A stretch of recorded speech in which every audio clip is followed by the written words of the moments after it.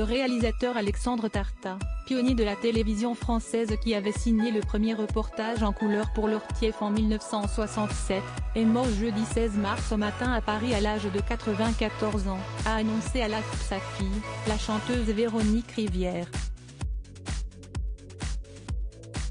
Du début des années 50 aux années 90, Alexandre Tarta, né en 1928 à Moscou, a réalisé de très nombreuses émissions d'information ou de divertissement.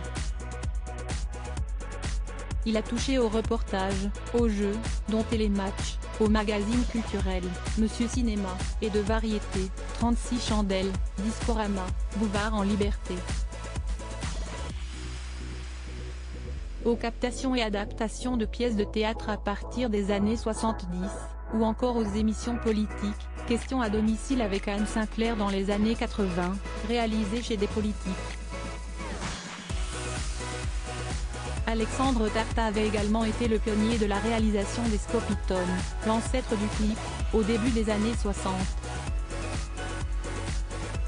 Le 1er octobre 1967, il réalise en direct le premier reportage en couleur de la télévision française, Arc-en-Ciel, qui montre un lâcher de parachutistes en direct de Biscarrosse.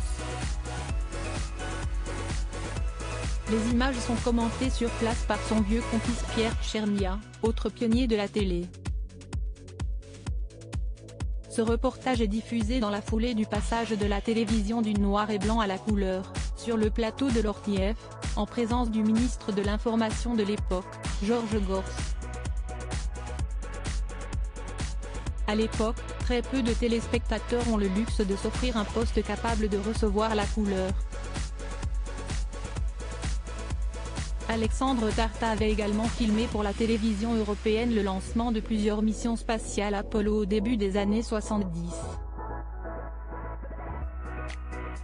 Selon sa famille, il se destinait d'abord au cinéma et avait suivi les cours de l'IDEC, Institut des hautes études cinématographiques, aux côtés de Pierre Tchernia et du cinéaste Claude Sautet. Il s'était orienté vers le petit écran au tout début des années 50, sur les conseils de Tchernia.